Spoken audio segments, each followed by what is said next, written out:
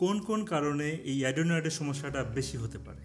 দেখুন, এই রোগটা বাচ্চাদের বেশি হয়, তবে বড়দের যে হয় না তা নয়, বাচ্চাদের এই রোগটা বেশি হয়। এই রোগটা হওয়ার পিছনে অনেকগুলো কারণ আছে।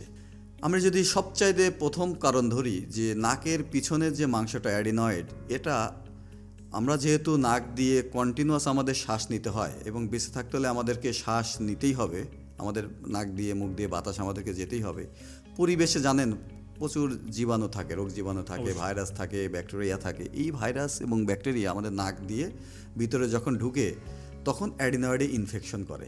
যখন বারবার রিপিটেডলি ইনফেকশন হতে থাকে তখন সমস্যাগুলো তৈরি হয়, অ্যাডিনয়েড বড় হতে থাকে।